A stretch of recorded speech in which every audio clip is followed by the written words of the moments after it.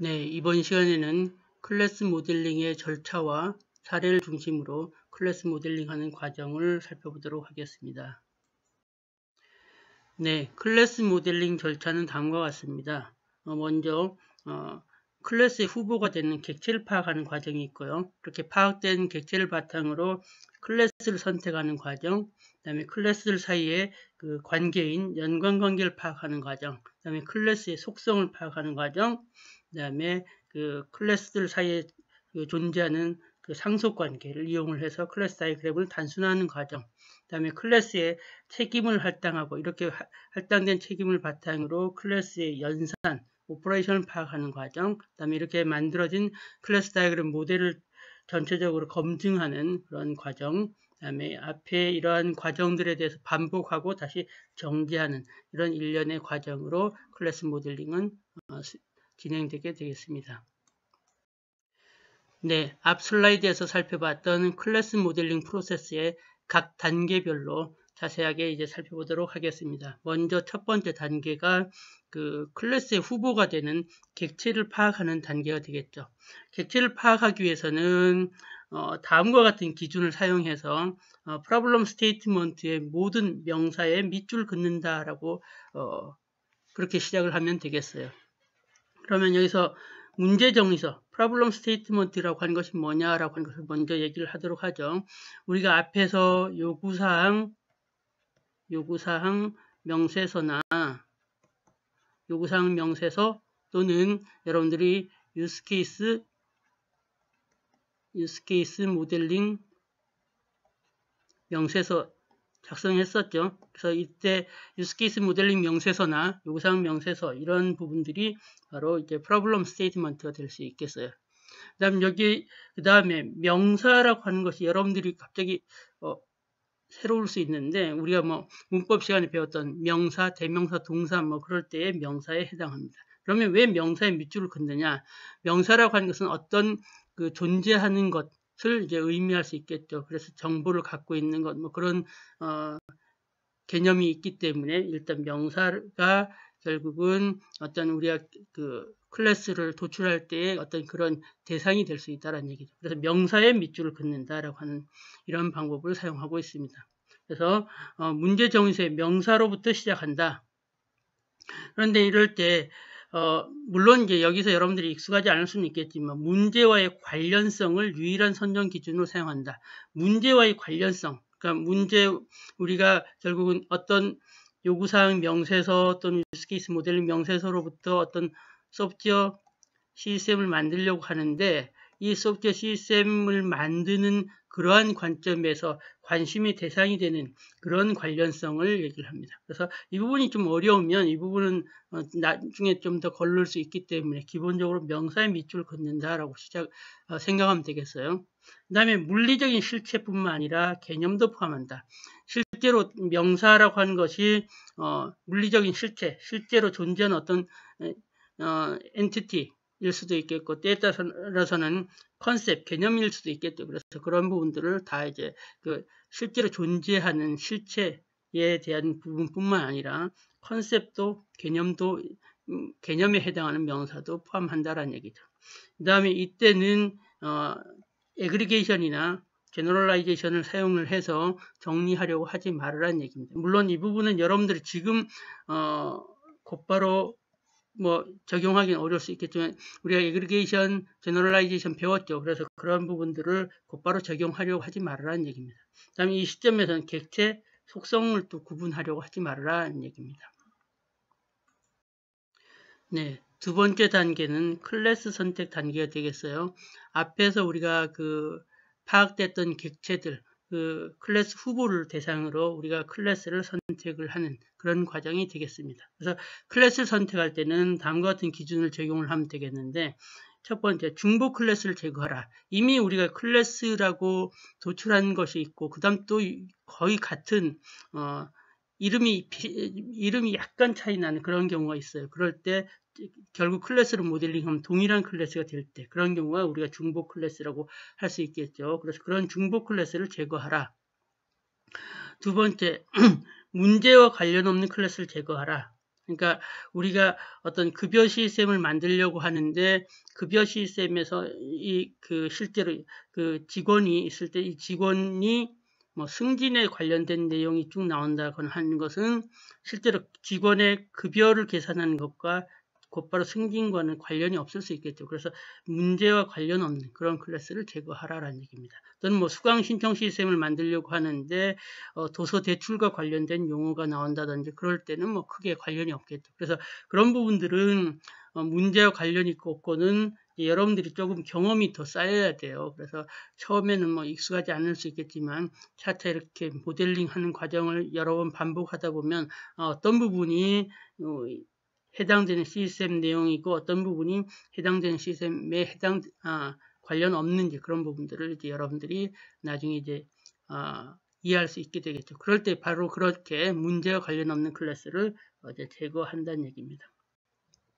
다음 세 번째, 속성이 되어야 하는 클래스를 제거하라. 예를 들어서 직원이라고 하는 클래스가 있는데 직원하고 이름 하면은 이 이름이라고 하는 건 직원의 이름이죠. 또는 그 사원번호 이런 경우는 사원번호, 이름은 다 직원에 대한 속성에 해당해요. 그래서 그렇게 속성이 되어야 하는 클래스는 제거하라라는 얘기입니다. 그 다음에 오퍼레이션이 되어야 하는 클래스를 제거하라. 예를 들어 직원이 있으면 직원의 승진, 이건 승진하다라고 하는 게 프로모션, 승진하다라고 하는 그런 동사가 명사화된 그런 경우죠. 그래서 이런 경우는 다 이제 오퍼레이션이 될 수 있다는 거죠. 그래서 이런 오퍼레이션이 되어야 하는 클래스도 제거하라라는 얘기입니다. 그 다음에 역할이 되어야 하는 클래스를 제거하라. 그러니까 웨이터다 또는 버스보이다 이런 거와 직원 이렇게 하면은 직원이라고 하는 것은 그 어떤 급여 시스템을 만들려고 할 때 직원이라고 하는 것은 의미 있는 어떤 클래스가 될 수 있지만 버스보이다, 웨이터다라고 하는 것은 직원이 수행하는 역할이에요. 롤을 나타내는 거죠. 그래서 이런 롤을 나타내는 부분들도 클래스로 모델링 하지 말라는 얘기입니다. 그 다음에 여러분들이 이제 쭉 이런 내용들을 바탕으로 이제 클래스를 도출하는데 경우에 따라서는 앞서서 얘기했던 대로 프로블럼 스테이트먼트가 요구사항 명세서라고 또는 유스케이스 모델링 명세서라고 했었죠. 그렇게 기술하다 보면 요구사항 명세서에 때에 따라서는 뭐 구현에 관련된 내용들이 막 나올 수 있어요. 이것이 소프트웨어 시스템으로 구현된다라고 할 때 뭐 어떤 트리 구조에 반영해야 된다든지 뭐 어떤 알고리즘이 적용되어야 한다든지 뭐 그런 내용들. 그래서 실제로 이제 그 소프트웨어 시스템이 구현될 때 그런 구현에 관련된 그런 요소들 같은 경우는 제거하라라는 얘기입니다. 즉 이것은 그 본질적인 즉 우리가 소프트웨어 시스템을 개발하려고 할 때 그 본질적인 내용에 해당하지 않는다는 거죠. 어떻게 보면 여기 아까 문제와 관련 없는 클래스라고도 볼 수 있겠어요. 구현과 관련된 요소. 그 다음에 클래스 모델링 하다 보면 모호한 클래스들이 종종 있을 수 있는데 그런 모호한 클래스들은 명확하게 해서 좀 더 이제 뚜렷한 의미를 갖는 클래스를 도출하라라는 얘기입니다. 네, 이러한 클래스 선택 그 과정에서 클래스들이 이제 발견되고 도출되게 되면 그렇게 발견된 클래스를 바탕으로 클래스 다이어그램을 작성을 할 필요가 있겠어요. 왜냐하면 이렇게 클래스 다이어그램을 프로세스 초기에 이제 작성을 하게 되면 그러한 다이어그램이 결국 이제 전문가나 사용자에게 또 다른 어떤 그 전문가나 사용자의 입력을 자극하는 그런 요소로 활용될 수 있다는 거죠. 왜냐하면 클래스 다이어그램을 보고 전문가나 또는 사용자가 이런 부분들의 이런 클래스들은 의미가 없을 것 같은데 라든지 어떤 중요한 클래스는 빠진 것 같은데 라고 하는 그런 생각을 할 수 있기 때문에 어떤 그런 자극제로서 활용될 수 있다는 겁니다. 그 다음에 또 이렇게 만들어진 클래스 다이어그램은 수집된 모든 정보의 정보 저장소로 활용될 수 있다는 거죠. 그러니까 결국 클래스 모델링 과정에서 여러 가지 고민했고 그렇게 도출된 클래스라고 하는 것이 결국 어떤 그런 정보가 저장된 형태로 표현된다라는 얘기입니다. 그래서 그런 면에서 클래스 다이어그램이라고 하는 것이 정보 저장소로 활용되기 때문에 가능하면 초기에 클래스 다이어그램을 도출하라라는 얘기입니다. 물론 이렇게 만들어진 클래스 다이그램이라고 하는 것이 계속 바뀌지 않는 건 아니에요. 결국 이제 이건 그 모델링 초기 과정에서 도출된 클래스 다이그램이기 때문에 이런 클래스 다이그램은 앞으로 계속 그 프로세스가 진행될수록 지속적으로 변경되게 되겠죠. 네, 그러면 클래스 모델링 사례를 통해서 앞에 그 첫 번째 단계 객체를 파악하고 두 번째 단계 클래스를 선택하는 그 과정들의 적용 과정을 한번 살펴보도록 하죠. 여기서의 사례는 페이롤 시스템입니다. 페이롤 시스템은 이제 급여 시스템이 되는 거죠. 그러니까 급여를 계산하는 그런 시스템에 급여를 계산하는 시스템에 해당하겠어요. 그래서 여기서 문제 정의서는 나같이 이제 영어로 되어 있는데 한번 전체적으로 문제 정의서를 살펴보도록 하죠. 여기서는 레스토랑과 호텔에 대한 급여 시스템을 만들어라 라고 되어 있어요. 그 다음에 여기서는 usual deduction, 통상적인 공제, 이제 급여를 받으면 거기서 어떤 부분을 공제하는 부분이 있죠. 예를 들어 뭐 세금을 공제한다든지 하는 그런 부분. 그래서 디덕션이라고 하는 것은 급여에서 공제되는 것을 말합니다. 그래서 그런 통상적인 디덕션도 고려되어야 한다라는 얘기가 나와 있고요. 그 다음에 급여 시스템은 salaried and hourly employee, 그러니까 salaried 월급제와 hourly 시간제 직원들을 전부 수용할 수 있어야 된다. 그러니까 그런 월급제 직원, 시간제 직원에 대한 급여를 계산할 수 있어야 된다. 뭐 그렇게 보시면 되겠죠. 웨이터는 월급제 직원이고 버스보이는 시간제 직원이다라는 얘기입니다. 다음 페이롤 시스템은 주 단위로 책을 발행해야 된다라는 얘기가 나와요. 그래서 책이라고 하는 것은 수표입니다. 여러분들이 이 문제 정의서를 보시면 영어로 되어 있으니까 이것은 우리나라에서의 급여 시스템이 아니라 외국에서의 급여 시스템이다라고 이해하시면 되겠죠. 그래서 여기서는 주 단위로 책을 발행한다, 수표를 발행한다. 우리는 주로 이제 현금이나 아니면 은행에서 계좌이체를 통해서 급여를 많이 이제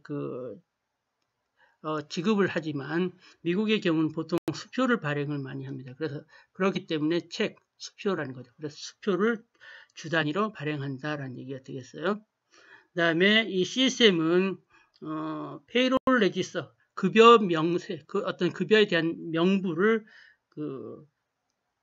발행하게 되는 것, 만들게 된다라는 얘기입니다. 얘네들은 monthly, 월 단위로 어디터에게, 즉 감사, 이런 회사에서 돈 같은 것들이 제대로 이제 운영되고 있는지 지켜보는 그런 사람, 오디터가 감사죠. 그런 감사에게 월 단위로 이제 뭔가 제공하기 위해서 페이롤 레지스터라고 하는 급여 명부가 만들어진다라는 얘기가 되겠어요. 그 다음에 인컴, 수입과 텍스, 세금에 대한 리포트가 여기서 W-2라고 하는 것은 미국에서 이제 어떤 그런 수입과 세금에 대한 그런 부분들을 이제 포함하는 어떤 양식인데 이것은 몰라도 되겠어요. 그래서 수입과 세금에 대한 리포트도 준비되어야 하는데 이것은 이렇게 준비되어야 하는 것이 법적인 요구사항이다. 법적으로 인컴, 수입에 대한 것뿐만 아니라 세금에 대한 리포트들도 이제 준비되어야 한다는 거죠.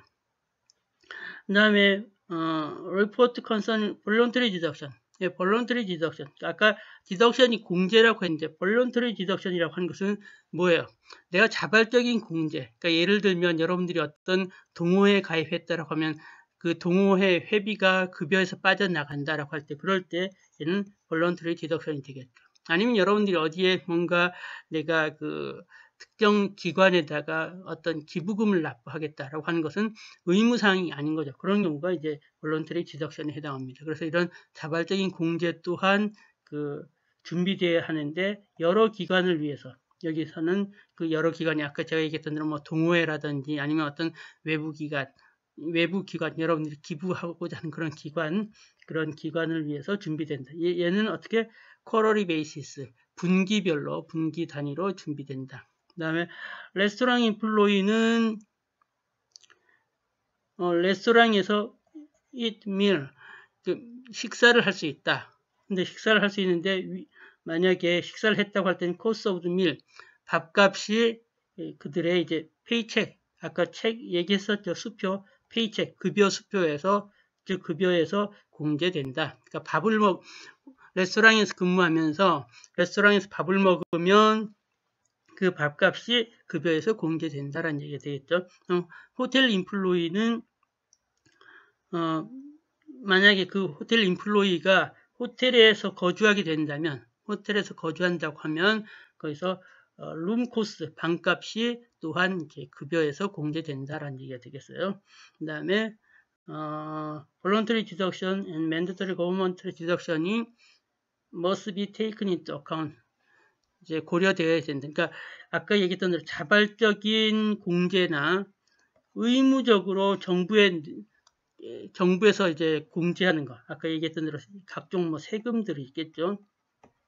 그래서 그런 정부 기관에 납부해야 할 그런 세금, 그런 것이 mandatory government deduction이 되겠고, 아까 자발적인 디덕션, 그런 디덕션들이 반드시 고려되어야 한다라고 하는 그런 내용이 되겠어요. 그래서 이런 문제정의서를 바탕으로 우리가 어떻게 클래스들을 도출하는지 그런 과정을 다음 슬라이드에서 더 자세히 살펴보도록 하겠습니다. 네, 이러한 문제정의서에서 첫 번째 단계로, 그러니까 클래스 모델링의 첫 번째 단계로 그 객체를 파악하는 단계였었죠. 그 객체 파악하는 단계에서는 수행해야 할 일이 뭐였죠? 네, 명사의 밑줄 그어라라고 했었죠. 여러 가지 내용들이 있었지만 가장 중요한 것이 명사의 밑줄을 그어라라고 했어요. 그럼 여기서 명사의 밑줄을 그어 봅시다. 그래서 여러분들이 이제 밑줄 그으면 되는데 제가 이렇게 빨간 줄로 표시해 놨어요. 여기 보시면 페이롤 시스템 명사, 레스토랑, 호텔, 그 다음에 디덕션, 그다음 consideration, 그다음에 payroll, 그다음 salaried and hourly employees, 그다음 waiter, salaried employee, busboy, hourly employees, 그다음에 payroll system, 그다음 check, 그다음 CSM, 그다음 payroll register, 그다음 auditor, 그다음 income and tax report W-2, 그다음에 requirement report, voluntary deduction, 그다음에 agency, basis, restaurant, employee, meal, restaurant, cost of meal, paycheck, hotel employee, room cost, hotel, voluntary deduction, mandatory government deduction, account 이렇게 해서 쭉 명사의 밑줄을 그으면 되겠어요. 네, 앞 슬라이드의 문제 정의서에서 밑줄 그어진 명사를 바탕으로 다음과 같은 예비 객체를 이제 도출할 수 있겠습니다. 여기에서 이렇게 30개의 그 예비 객체는 앞에 문제 정의서에서 그 밑줄 그은 명사들에 해당하고요. 나머지 이제 2개 추가로 이제 몇 가지가 있는데 이러한 예비 객체를 이해하기 위해서는 제가 좀 다음과 같은 설명을 드릴게요. 그래서 이러한 설명을 들은 다음에 예비 객체 중에서 어떤 부분들이 먼저 걸러져야 하는지를 이해하시는 것이 쉬울 것 같아요. 우리가 지금 만들고자 하는 시스템이 페이롤 시스템입니다. 그러니까 페이롤 시스템이라고 하는 소프트웨어 시스템을 만들려고 하는데 이 페이롤 시스템을 보면 실제로 이제 직원이 어떤 자기가 일을 한 정보를 페이롤 시스템에 제공하게 되고 페이롤 시스템에서는 이 사람이 근무한 자료를 바탕으로 어떤 급여를 이제 쭉 계산을 하겠죠. 그런데 앞에서 보셨던 대로 페이롤 시스템은 이렇게 급여 계산한 다음 일정한 그 페이롤 레지스터를 오디터에게, 감사에게 보고를 하고 또한 여러 에이전시들에게 볼런터리 디덕션에 대한 정보를 제공한다고 했었죠. 그래서 우리가 실제로 급여 시스템은 만들고자 하는 급여 시스템 요것이고 여기에 오디터나 또는 여러 에이전시들은 외부에 해당하는 거죠. 그래서 이런 부분들은 시스템 모델링에서 빼는 거고 급여 시스템에서 이제 직원이 근무한 내용, 그다음에 여기에서 오디터에게 전달된 내용, 그 다음에 에이전시에게 전달된 내용 이런 측면에서 이러한 상황을, 이러한 컨텍스트를 이해한 다음에 이제 시스템 여기서 그 예비 객체를 선택하는 내용을 좀 설명드리면 되겠어요. 그래서 우리가 모델링하고자 하는 것은 이 페이롤 시스템이기 때문에 여기에서 먼저 CSM이라고 하는 부분을 삭제했어요. 뭐냐면 이거는 우리가 모델링하고자 하는 CSM 그 자체이기 때문에 이것은 객체가 될 수 없다는 거죠. 그래서 제거했습니다. 마찬가지로 페이롤이라고 하는 것도 페이롤 시스템에 해당하는 거죠. 그래서 제거했어요. 또 페이롤 시스템도 제거했습니다. 결국 우리가 이 페이롤 시스템 내부를 이제 클래스 모델링을 하려고 하는 거기 때문에, 즉 페이롤 시스템을 이제 동작시키는 클래스들을 모델링 하려고 하는 것이기 때문에 페이롤 시스템 그 자체는 예비 객체가 될 수 없다는 거죠. 그 다음에 여기 어디터하고 에이전시도 삭제했는데 이것은 제가 얘기했던 대로 우리가 다루고자 하는 문제의 범위 바깥이라는 얘기입니다. 어디터 또는 에이전시는. 그래서 그것들을 제거했어요. 그래서 이렇게 CSM, 페이롤, 그 다음 페이롤 시스템, 어디터, 에이전시가 제거됐고요. 나머지는 앞에 그 밑줄 그은 명사들에 다 해당하고요.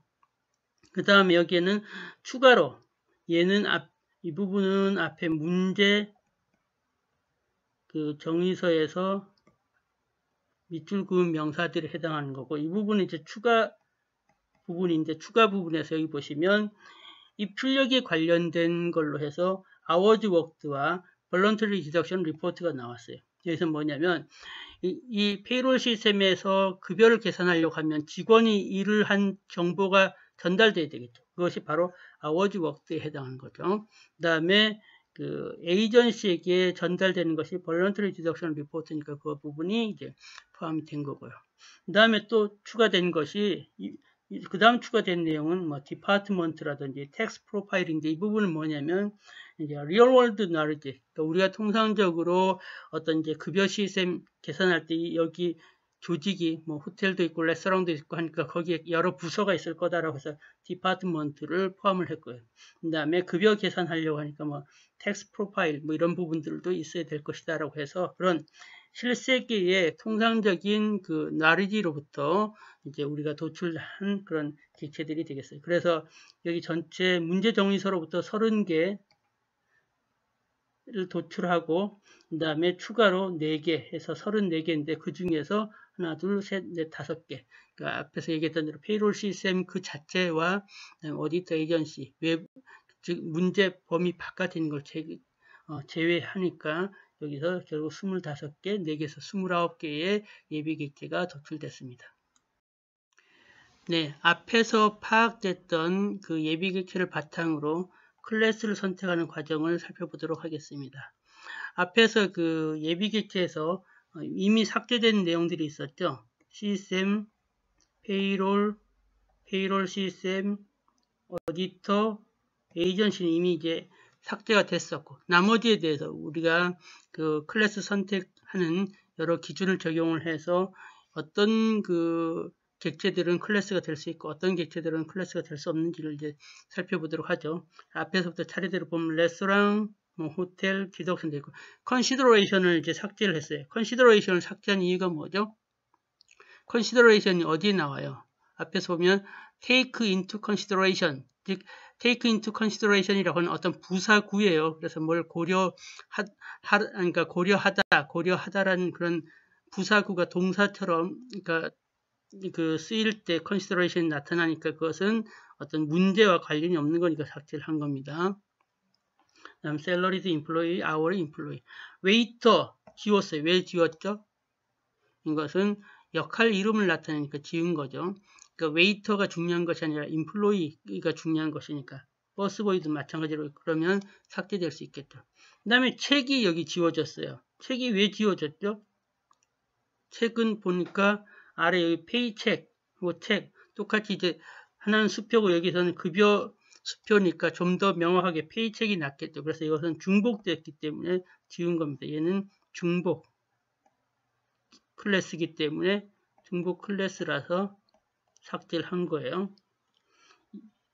그 다음에 페이롤 레지스터, 인컴 리포트, 텍스 리포트, W-2, 리퀘어먼트를 삭제했어요. 왜 그렇죠?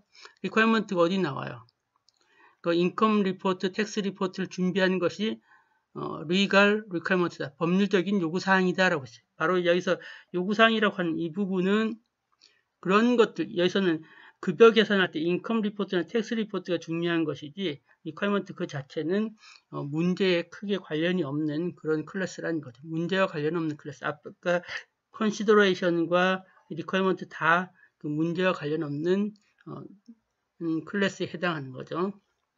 그 다음에 리포트를 지웠어요. 리포트가 어디 나와요? 볼런터리 디덕션에 관련된 리포트라고 되어 있어요. 문장을 보시면 그것은 뭐야? 바로 여기 볼런터리 디덕션 리포트. 그러니까 볼런터리 디덕션 리포트하고 이 리포트가 중복되는 거죠. 그래서 얘도 지웠습니다. 중복이어서.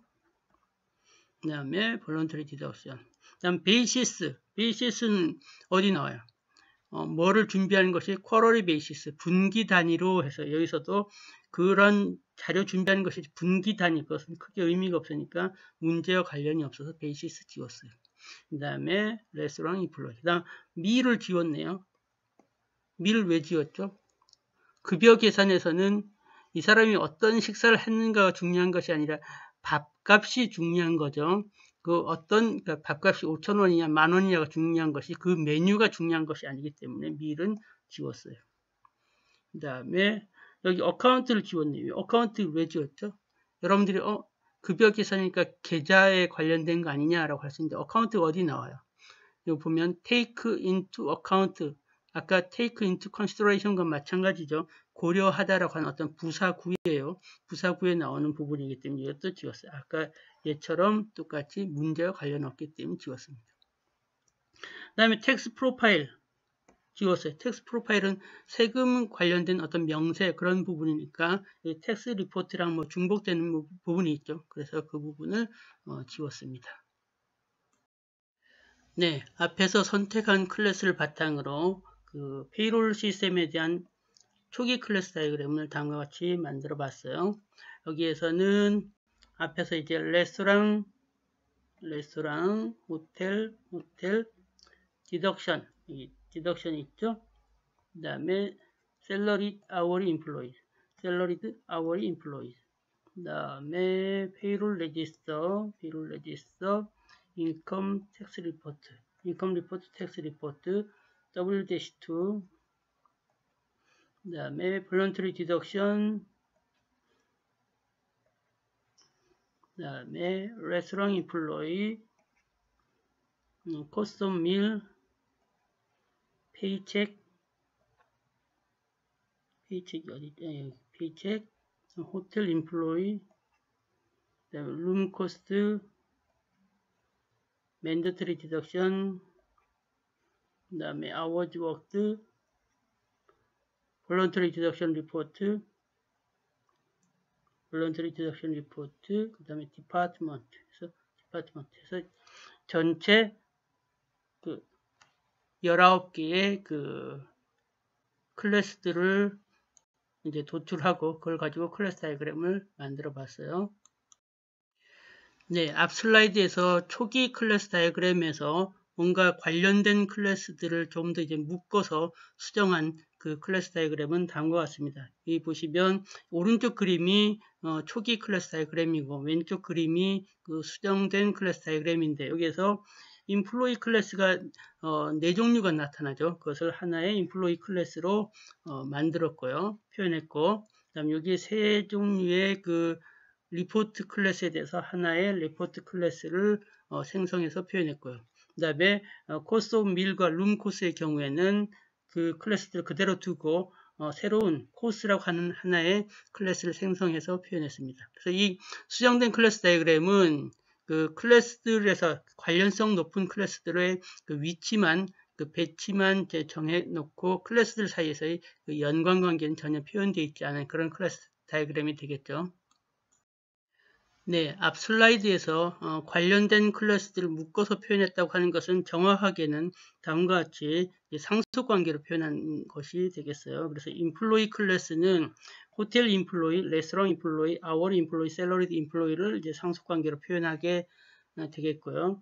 코스트 클래스는 밀 코스트, 룸 코스트를 이제 상속 관계로 표현하고 리포트는 텍스 리포트, 인컴 리포트, 볼런터리 디덕션 리포트를 이제 상속 관계로 표현하게 되겠습니다. 그래서 이 슬라이드에서의 그 부분 클래스 다이그램과 앞에 그 수정된 클래스 다이그램이 합쳐져서 초기 단계의 그 클래스 다이그램이 작성되게 되겠죠.